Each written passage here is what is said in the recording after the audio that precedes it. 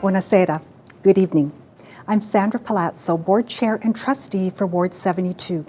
On behalf of the Edmonton Catholic School Division Board of Trustees, it is my absolute pleasure to welcome you to our parent engagement evening entitled Benefits of Bilingualism. Edmonton Catholic Schools is proud to offer multiple language learning opportunities to our students through a variety of programs. In today's increasingly interconnected and interdependent world, proficiency with language provides many benefits. Learning an additional language enriches and complements a child's first language, encourages new ways of thinking, develops an appreciation for cultural diversity in the world, and opens doors to exciting career opportunities.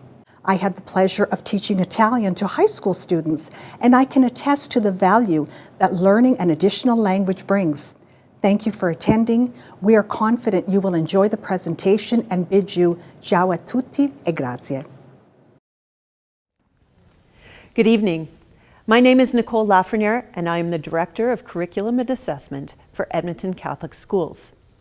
It's my pleasure to introduce our two guests for this evening's event. First, we welcome Johanne Paradis. Johanne is professor in the Department of Linguistics and adjunct professor in Communication Sciences and Disorders at the University of Alberta. Her research focuses on bilingualism in children with typical development and developmental disorders, in particular children learning English as a second language from immigrant and refugee families. Joining Johanne is Lynnette Anderson.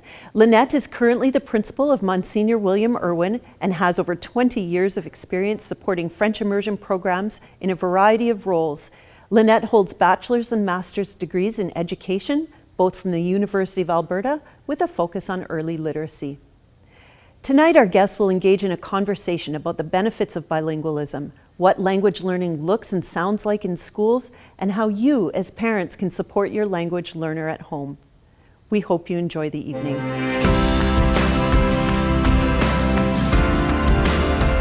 Hello, my name's Lynnette Anderson, and I'm principal at Monsignor William Irwin School.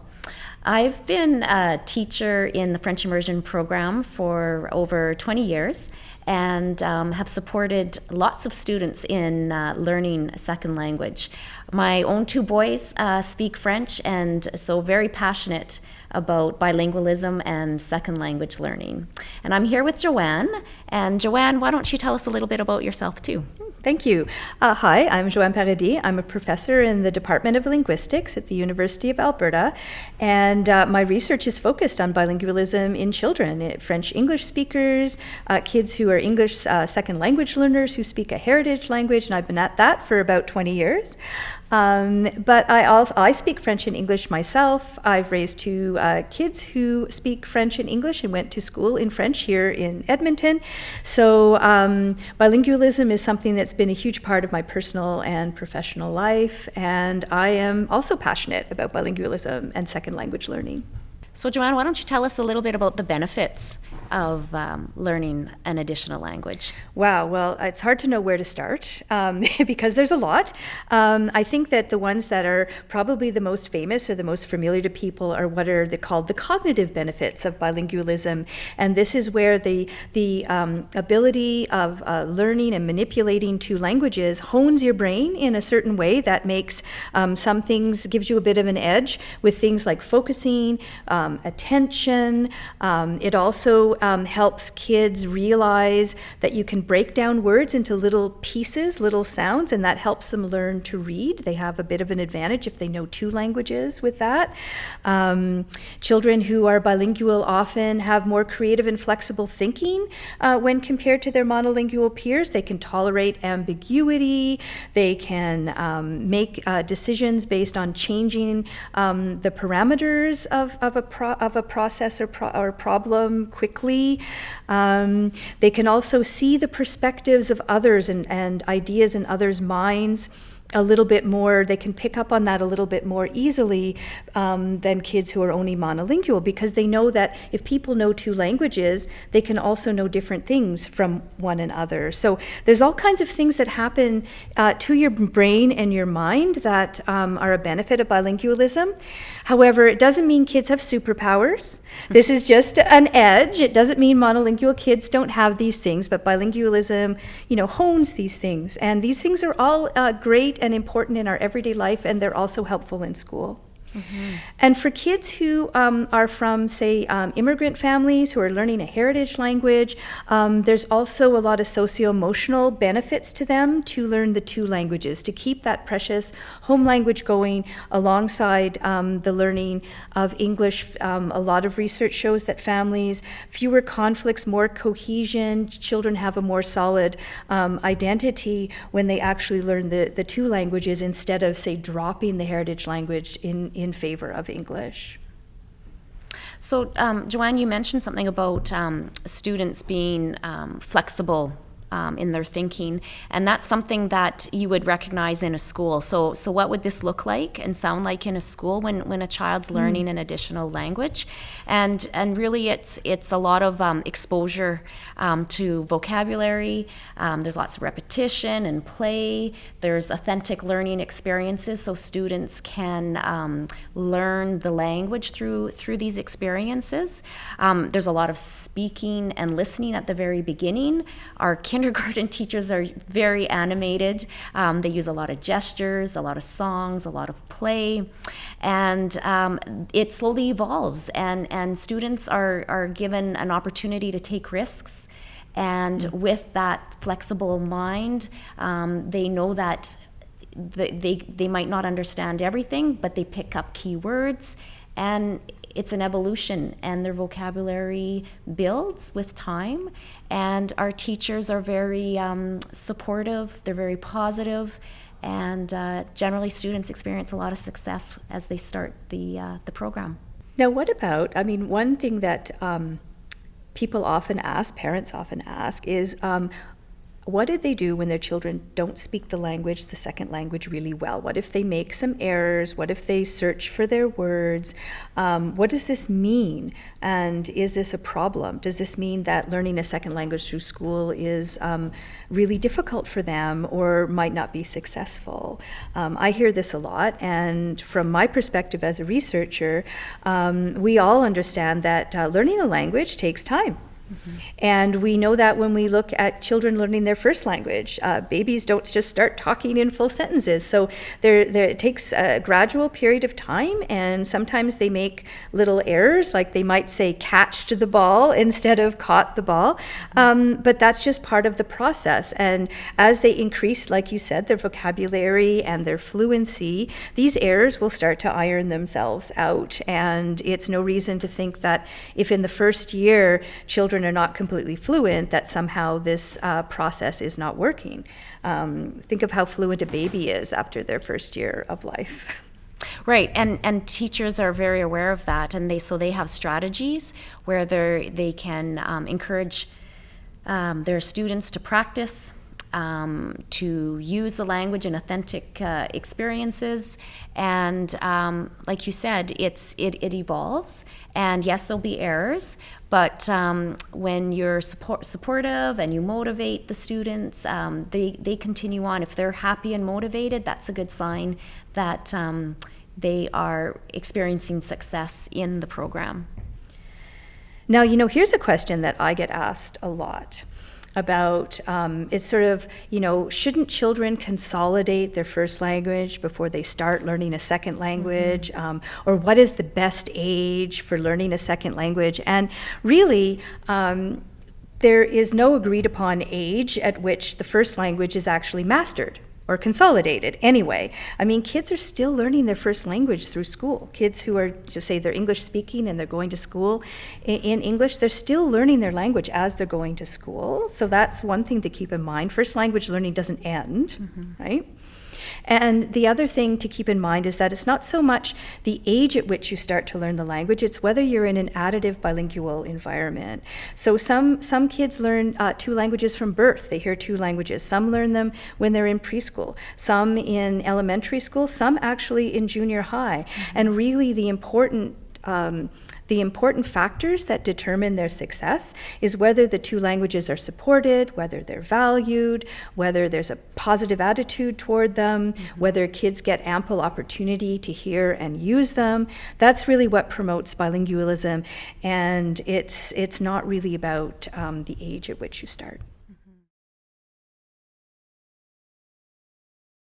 Another thing that comes up a lot in the research world, and I'm sure in the school world, is whether programs like bilingual programs or French immersion programs are really designed for English-speaking kids. So kids who are monolingual, they only speak English at home.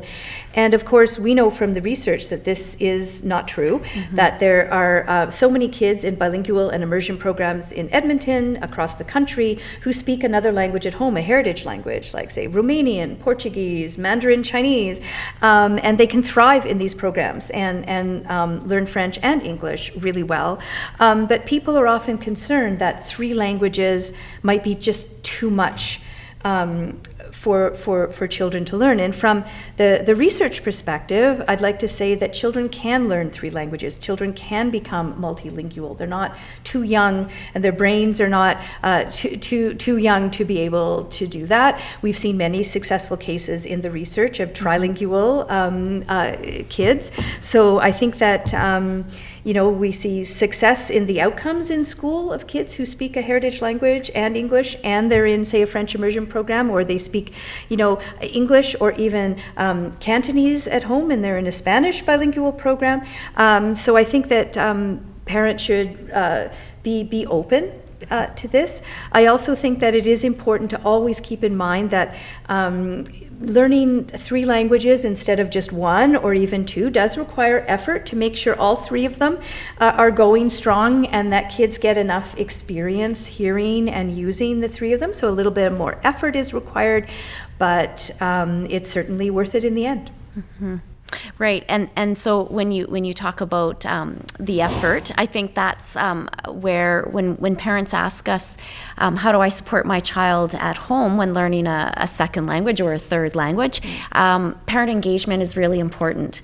So even if you don't know that additional language, there's lots that parents can do to support their children, and it would be as simple as reading together at night, where even if they're reading in a different language, you could ask your child to retell the story in their own words. Or you could have them make predictions before they start to read in English, have them read in that target language, and then retell again. So there's lots of ways to support reading. Those skills are transferable, the predictions, the inferences, understanding the thread of a story.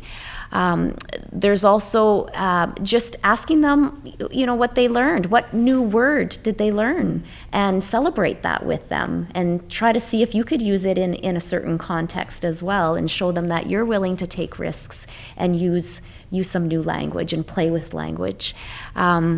We also know that there's a lot of support in the digital world. Often schools will have subscriptions to some digital tools, and you can access those as well for extra practice. And you can sit along with your child and just have them explain what they're doing, and again, take a supportive role. Canadian Parents for French is something that supports our French learners, and there are lots of events and resources on their website that parents can turn to. I think the key thing is exposure to a lot of the cultural experiences, whether it's music or it's travel. Perhaps there's some family friends that speak that target language. Have them engage with them. Let them experience something culturally from whatever language they're studying. And I find that students often develop a deeper appreciation for that language and a sense of pride as they see out in the community that their language is being used in different ways. And just really considering those community resources and how they can support you. So even though you don't speak the language, there are a lot of resources that you can tap into. Lots of playlists that you can turn to that people have already created with target language. And Edmonton Public Library has lots of books in different languages. So there's multiple ways to support, but I think the key thing is parents need to engage, and they need to reach out to the teachers, and just being aware of what's happening. We know our teachers are very dedicated. They write a lot of newsletters and read them. Find out what vocabulary or what concepts our students are learning and support them, even if it's in English. They could be learning about a concept in English with you, and it'll only enhance what they're learning in the school. So there are numerous ways that parents can support and encourage their children to be more successful. Yeah, those are all really great tips and strategies, and I'd like to say that they echo everything we know from the research. That language-rich experiences, whether they're happening in the first language, the second language, or both at the same time, support children's development of both languages. So one question that parents often ask when it comes to transition points, which would be transitioning from grade 6 to grade 7 or grade 9 to grade 10, they question whether they can continue supporting their child as the content becomes increasingly difficult, and with that, in that second language or that target language. And so we reassure parents that they do, again, teachers are supportive in providing those strategies that they need to continue learning in those target languages. And the skills that they learn are interdependent. So regardless if they're learning it in a target language, such as French immersion, that if they continue on, even post-secondary, a lot of the skills that they're acquiring are interdependent and transferable. And so sometimes we talk about their continuum of learning an additional language, and by ending in grade 6, we wouldn't necessarily say that they have reached a level of proficiency that would be the functional fluency that parents perhaps first hoped for their children. And so we encourage our families to continue in transitioning from grade 6 to grade 7 and grade 9 to grade 10.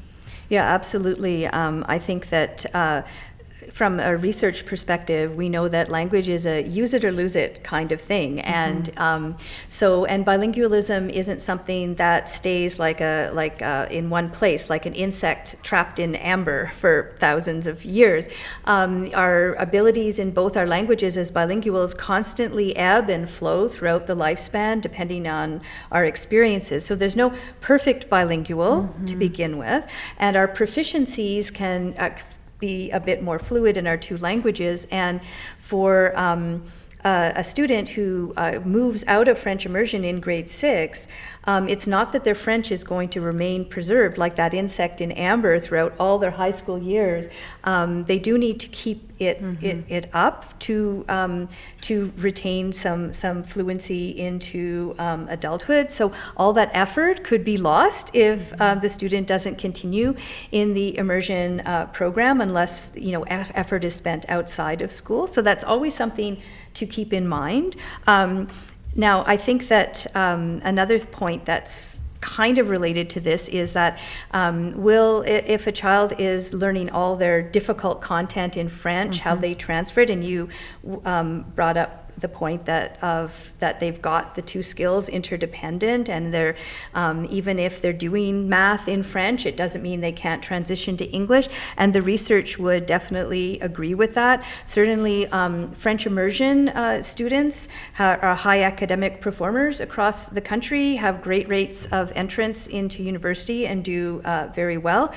We don't have as much research on bilingual program students because there's fewer of these programs, but there's no reason to think that it wouldn't be exactly the same for them. So it's not hurting students' prospects, let's say, for post-secondary opportunities to continue to learn through two languages through the sort of junior high and the high school period at all.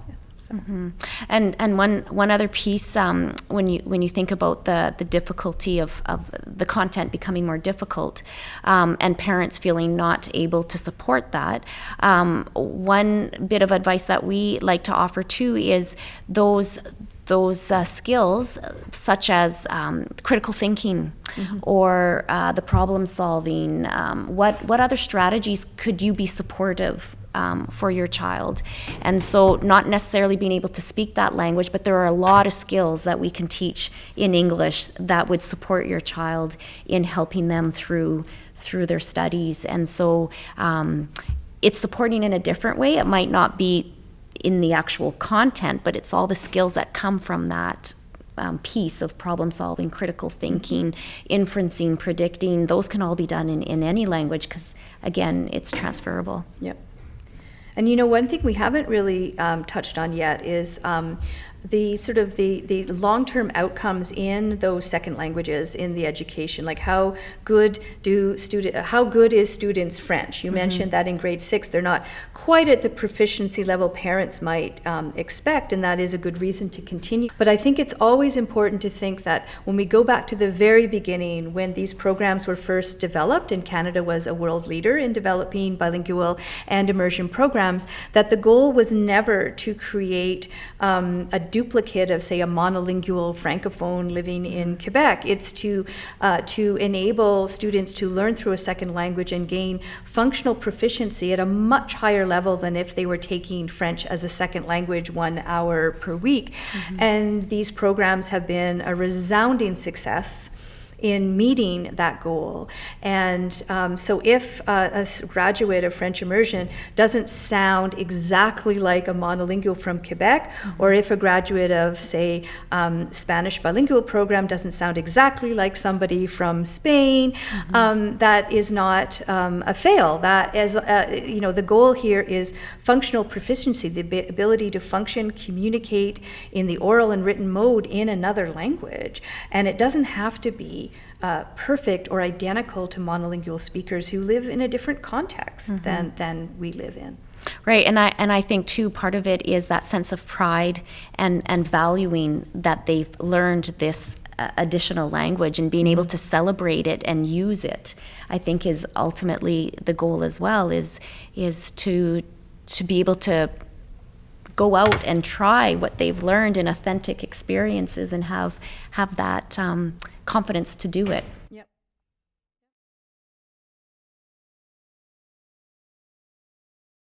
So here is what I would say from a researcher lens, talking to parents about second language education. I would say that I believe that bilingualism is one of the best gifts we can give our children. Encouraging and supporting children's bilingualism is totally worth it. Bilingualism has so many benefits for children, and there are really no costs to developing and supporting bilingualism in children. And above all, I feel that why it is so important to do so is because that knowledge of other languages and cultures creates better global citizens, and I think that is something that we need right now. In addition to the research that Johanne has shared with the advantages of bilingualism and second language learning, perspective as a principal, we know that parents want to make the best educational choices for their children, and many of them want to choose a second language program. The school parent-child partnership is so important during a child's learning journey, and even more so when learning a second language program. So parents can help make their child's language learning experience positive and lasting by being supportive and enthusiastic. Remember that most of the skills learned are transferable from one language to another, and provide opportunities to use the target language outside of the school, outside of the classroom. Celebrate with them the new words that they're learning and the rich cultural experiences that they're having. And most importantly, we want them to know that you're celebrating and appreciating all the progress and success that they experience through the course of their learning journey. Well, I couldn't agree more. Thanks, Johanne. It was really great that you could join us today and share your expertise on bilingualism and second language learning and engaging in dialogue. The research does support what we believe in, and it's nice to share that with our parents. Well, thank you, Lynnette, for inviting me, and it's been a pleasure. Thanks. And thank you for joining us. If you do have any questions, we encourage you to reach out to your school communities. We're here to support you and your child in their learning journey. you.